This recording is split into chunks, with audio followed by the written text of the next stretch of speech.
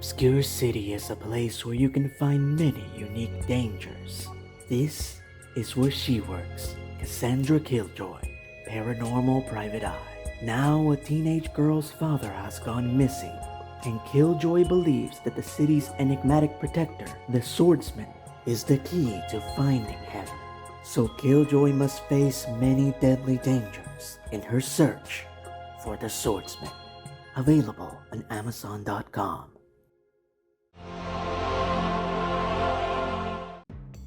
Did you know that there was supposed to be a Doctor Strange movie way back in 1994? One that would have been co-written by Stan Lee, would have starred Alan Rickman as the Sorcerer Supreme, and would have been directed by the legendary Wes Craven. Unfortunately, that was a film that was just not meant to be, and it has faded away into yet another of the legends of fandom.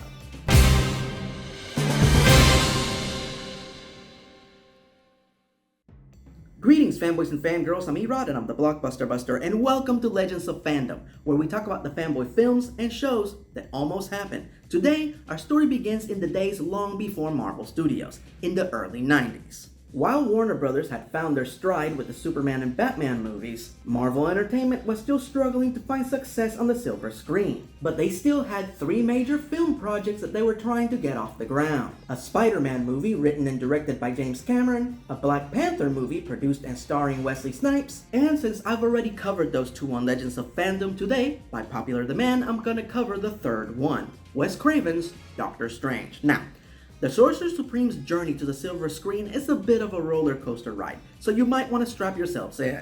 Way back in 1986, New World Pictures was the first company to buy Doctor Strange's film rights, and they planned to produce a film written by Back to the Future scribe Bob Gale. But the company ran into some serious financial problems, and sold off the rights to Regency Enterprises, who made some serious progress with the project, going as far as to commission a script written by Stan Lee himself and Repo Man and Sid and Nancy scribe Alex Cox. The two would go on to pen a script that most parties involved were very satisfied with, and for a while there, it really seemed like the movie was going to happen, until the number one thing that destroys almost every film project got in the way: money.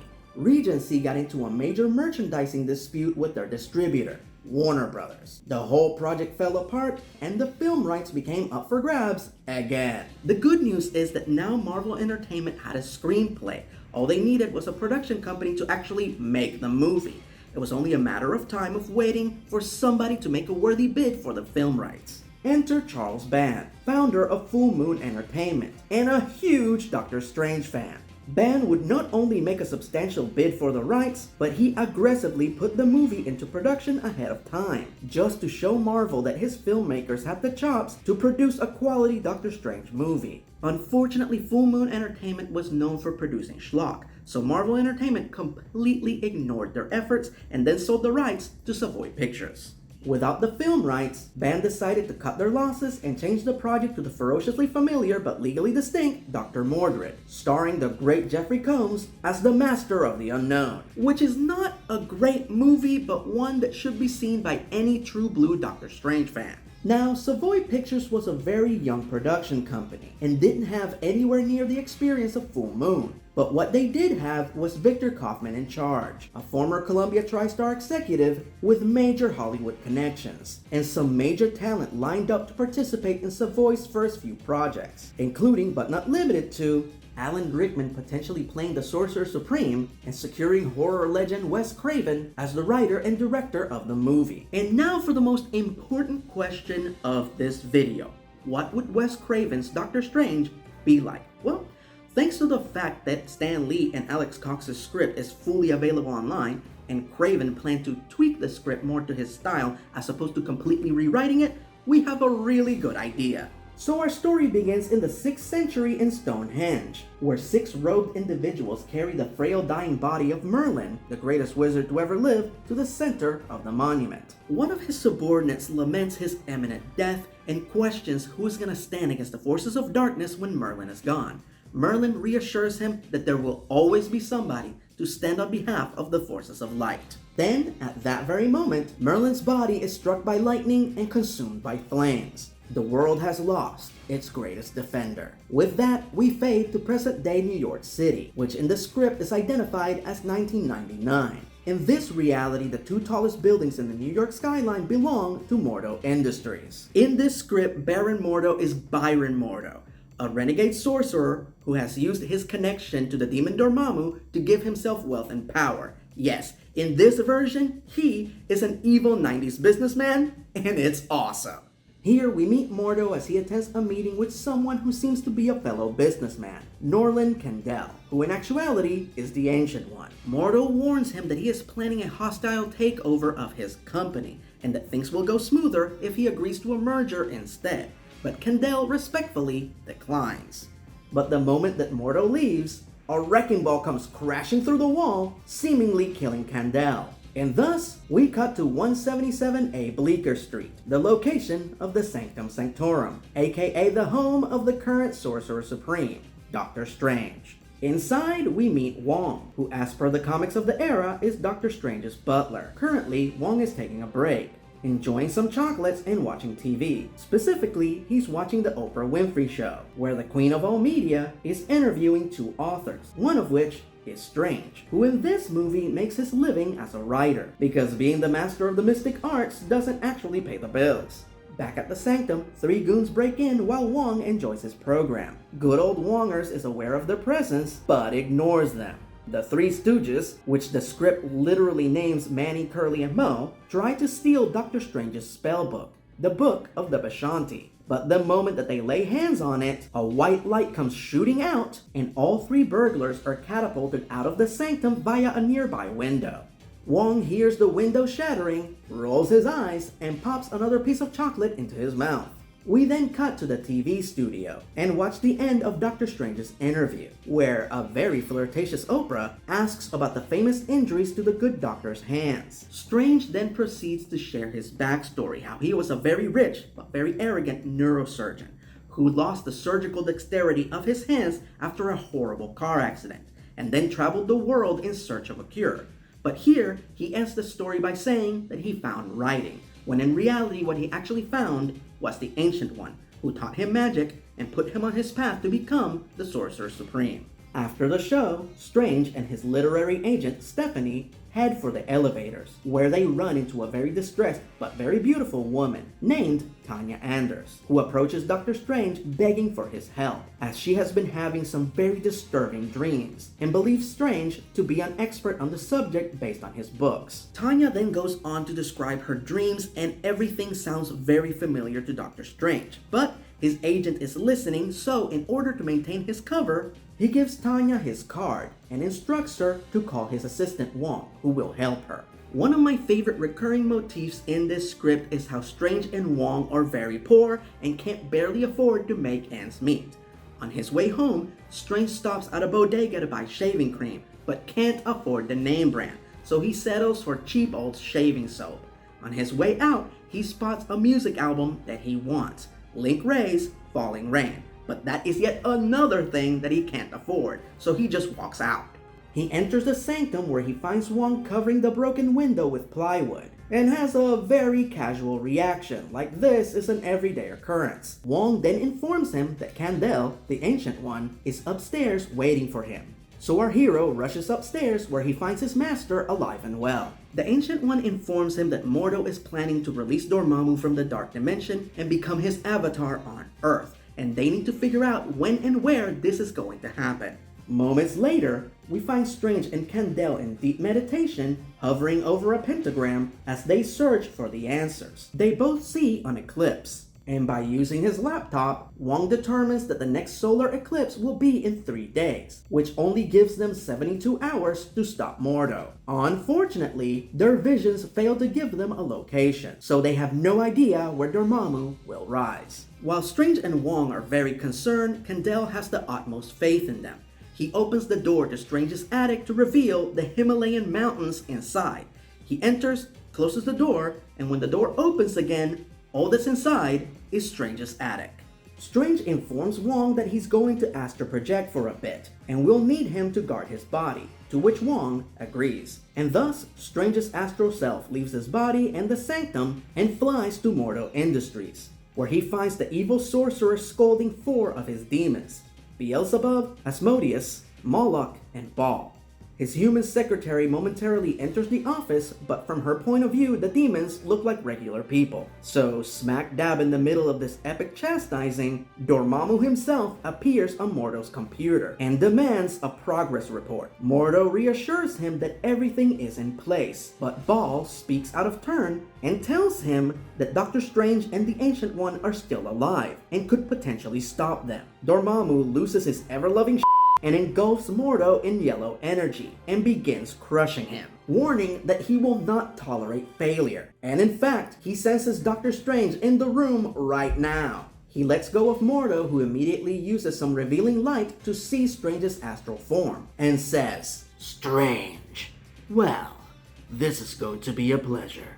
And then commands his demons to destroy him. Strange hightails it out of there as quickly as possible, covering his escape with lightning bolts. Beelzebub turns into a swarm of flies, Moloch releases a giant version of his astral self, and they both give chase. Strange splits into a dozen copies of himself, and the demons don't know who to chase. The real Strange moves through New York apartments for cover, and by extreme coincidence, flies right through Tanya Ander's apartment as she is about to take a mouthful of pills to stay awake. She sees Strange's astral form fly by and screams, dropping the pills to the floor. Strange is halfway through her apartment when he realizes that she actually saw him. He goes back to face her, sees the pills, and says, "You might not want to take those. They won't kill you, but they will make you very sick. Ciao."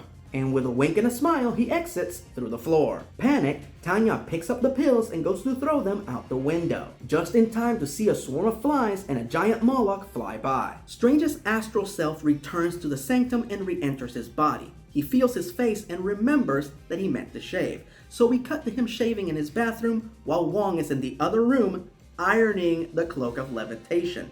The two of them argue about what to do next. Should they go to the Himalayas and protect the Ancient One, or should they stay in New York and keep an eye on Mordo? Right as they're having this discussion, the bell rings, it startles Strange, and he accidentally cuts himself and says, "Damn it, why won't you change my razors?" To which Wong explains that it's a cost-cutting measure. "Well, they are dull, and they hurt more." He doesn't actually say that, but if he did, it would be awesome. Wong answers the door, and it's Tanya. She pushes past him into the sanctum, but Strange intersects and tells her that he regrettably does not have the time to help her right now. To which she simply asks, "Who is Dormammu?" Completely stunned, Strange simply steps aside and ushers her into his study.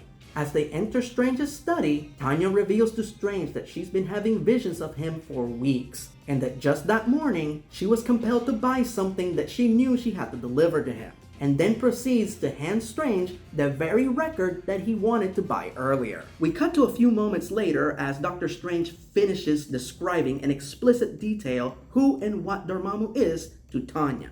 Tanya is shocked, as she was hoping for a rational explanation. They also determine that her dreams are not dreams, but visions of things to come.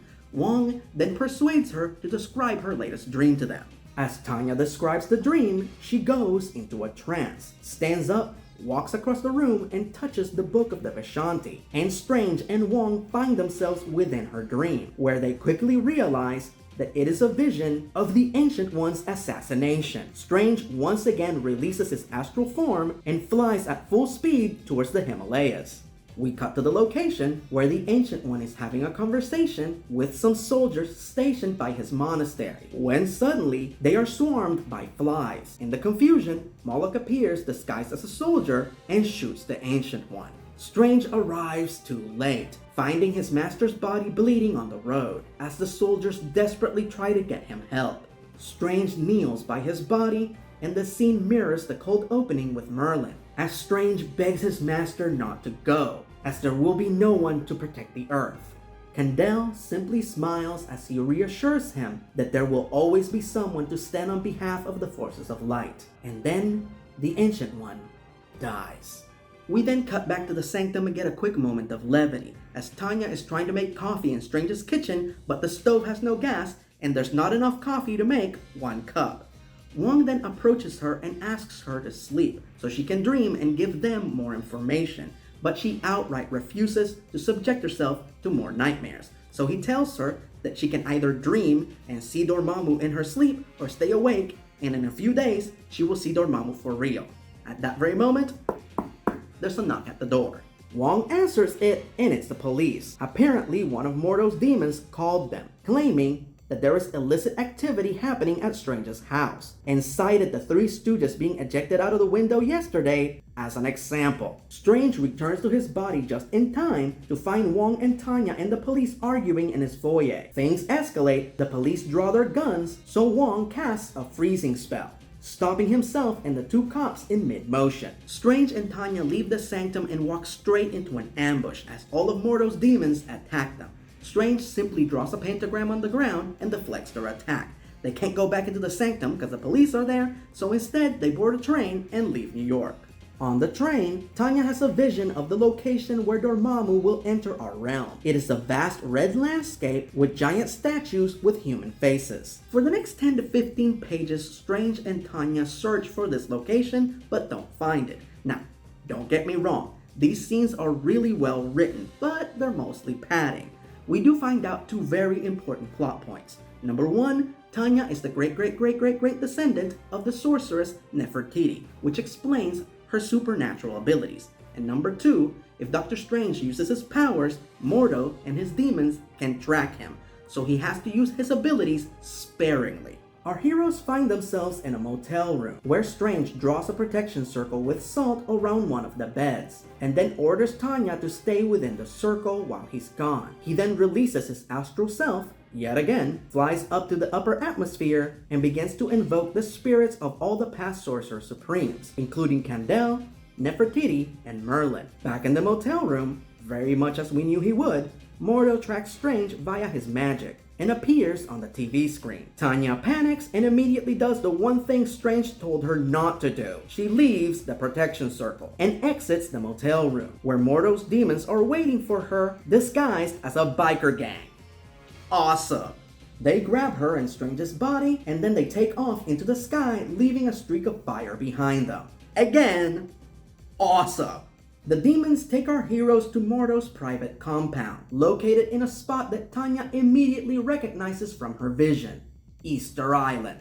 We cut to a few hours later when Mordo and his demons are performing the ritual to bring forth Dormammu. The sky turns red and the Easter Island heads rise out of the ground, revealing themselves to be giant statues. Everything suddenly looks exactly like Tanya's vision. One of the statues reaches into the air and rips a hole in the fabric of our reality. And suddenly, Dormammu begins to emerge from it. All the demons bow, and Mordo offers Strange's unconscious body to Dormammu, saying, "Behold, Master, the first of 200 billion human sacrifices." But suddenly, Strange wakes up and says, "Don't bet on it." But when Strange wakes up, he does so with the combined power of all the Sorcerer Supremes before him, and he starts wrecking ass. Strange goes full on God mode and humbles the out of Mordo and his demons. He throws down a huge lightning bolt that turns most of the demons to ash and knocks Mordo on his ass, depriving him of dishing out any offense. He points at some demons and sends them to another dimension. He points at another group and turns them into salamanders, centipedes, and other vermin. Then the astral forms of his fellow sorcerers appear. They get into a giant pentagram formation, and using their combined might, they kick Dormammu's ass out of our dimension and back to the hole where he came from. As Dormammu falls back into the dark dimension, Mordo begs him to take him with him. Dormammu points at Tanya, and Mordo completely understands his master's command. He grabs Tanya and jumps into the Terran space before Strange has a chance to stop him. Strange prepares to follow them, but his fellow sorcerers advise him not to, as his mission is complete and his responsibilities are to the Earth realm. Merlin even warns him that if he goes into the dark dimension, they will not be able to help him. Strange ignores them and enters the rip, right as the Easter Island statue crumbles and the rip closes. Thus, Strange travels through the dark dimension looking for Tanya, but the script makes it explicitly clear that the dark dimension cannot be described, as it doesn't abide by the laws of physics. So the script directs you to the Marvel comics containing illustrations of the dark dimension by Doctor Strange co-creator Steve Ditko. This is the single greatest script prompt I have ever read. Using the Eye of Agamotto, Strange locates Dormammu sitting on a floating throne. But Strange didn't come to bargain, he came to whoop some demon ass. Dormammu is very amused by his bravado, as things are pretty boring in the Dark Dimension. So he makes Tanya appear inside a crystal prison and challenges Strange to a duel. If Strange wins, he and Tanya get to go free. But if Dormammu wins, he gets both Tanya and Strange's souls. Now that would be a good deal for a normal person, but not for Doctor Strange, who demands that Tanya go free no matter what. Dormammu loves this. He is very amused by Strange's unshakable determination, so he agrees to his terms. As long as Strange participates in the duel, Tanya gets to go free, and the only collateral is Strange's soul. However, because Dormammu is basically a god, and he wants the duel to last more than a second, he will use Mordo as his avatar, and thus, we get the scene that we are yet to get in the MCU, an actual wizard's duel between Strange and Mordo. Seriously, how the hell are we 2/3 of the way through this trilogy and this scene hasn't happened yet? However, because this is the Dark Dimension and Dormammu controls everything, he actually battles Strange on two fronts. In the physical realm, where Strange's body is fighting Mordo, and in the mindscape, where Dormammu tries to make him a deal he can't refuse. Dormammu tells him that if he helps him return to the Earth realm, he will make him his avatar instead of Mordo, and he will live as a king, and even have Tanya as his queen. He also claims that humans are actually more evil than him, and are already destroying themselves and the planet. So if he allows him to destroy them, it would actually be a mercy killing, and he would be saving the planet. Strange then proceeds to laugh in his stupid flaming face and says, "Bullshit, Dormammu. Nobody thinks that way but you. Your head's been on fire for so long that you've fried your brains." Meanwhile, back in the physical plane, Strange defeats Mordo by wrapping him in the bands of Sycorax and slamming him on the ground. He then grabs Mordo by the head and gets ready to deliver a finishing blow. Dormammu is once again loving this and eggs him on, encouraging him to finish him. But Strange lets go of Mordo's head and says, "Just let us go home." To which Dormammu says, Wait, I'm an all-powerful demon. I do what I want." And then goes to shoot Strange with a massive energy blast. At that exact same moment, Tanya shouts, "No!" in her crystal prison and unleashes her latent magical abilities, shattering her crystal prison, landing next to Strange, and firing a massive energy blast of her own that disintegrates Mordo and pushes back Dormammu's energy, getting closer and closer to the demon. And right as it is about to reach him, he shouts, "Enough!" Everything goes white, and Strange and Tanya find themselves on the medium of the Long Island Expressway. But everything is black and white, and moving in slow motion, meaning they are out of sync with their reality and are in between worlds. Suddenly, the Ancient One pulls up in a classic car and opens the door for them. They go to get in, but he signals for them to stop and says, "No, only her. You still have work to do on this plane, Strange." Strange lowers his head in disappointment, but Tanya puts her hand on his face and says, "You know, I was in darkness for a long time, Doc, but you brought me out of it. Thank you." And she kisses him. Then she gets in the car, and it takes off into the sky as the color returns to Strange's surroundings, and he once again finds himself in sync with his universe. We then cut to the Sanctum Sanctorum, where a cab drops off Strange. The two a-hole cops run up to him intending to arrest him, but Strange effortlessly stops them with a gesture and says, "You will forget about Stephen Strange. You are hungry for donuts. Now go get some." And the cops are like, "Bruh, we're like hungry for donuts. Let's go get some." And thankfully, they leave. At that very moment, Wong exits the sanctum with a big suitcase. Strange questions where the heck he's going, and Wong tells him that he's going on vacation. He congratulates him for saving the world, reminds him to pay the light bill, then jumps in a cab and gets out of there. Strange enters his study and finds the record that Tanya bought for him. He puts it in his record player, intending to play it, but at the very moment that he drops the needle, the power goes out in the Sanctum Sanctorum. Feeling defeated, Strange drops into a couch, when suddenly, his record player comes on its own accord, and Link Ray's Falling Rain begins to play. Strange smiles and gets comfortable, enjoying the music in the dark as we fade out. That is hands down the best script I have ever read for a Legends of Fandom video. And now for the second most important question of this video. Why didn't this happen? Well, for an independent production company to finance a movie, they need investors. And how do you secure investors? By having viable talent attached to the project. In the case of this movie, that talent was Alan Rickman and Wes Craven. However, Savoy never actually locked down a deal with Rickman, so he committed to playing a different eccentric physician, Mesmer. And thus that was a major bargaining chip that was now off the table. Then on top of that, their first two movies, Serial Mom and No Escape, ran into a great deal of production problems. So much so that many experts predicted that both movies were gonna fail. And they were right. Both films would be released in 1994 and would go on to be commercial and critical failures. This loss of faith caused a few investors to back out, which put the project in jeopardy. As that was happening, New Line Cinema made Wes Craven a really good deal for him to direct a long-gestating passion project, New Nightmare. Craven couldn't pass that up, so he dropped out and did that instead. And without him, Savoy Pictures' Doctor Strange fell apart. But what do you think? Do you still wish this version had been made, or are you happy with what Marvel Studios have done with the franchise? Let me know in the comment section below, as we have once again reached the end of this video. So, do you know of any fanboy films or shows that almost happened? Let me know at erod@inbox.com. And who knows, your suggestion might just end up being the topic of the next Legends of Fandom. Until then, I'm Erod, and I'm the Blockbuster Buster.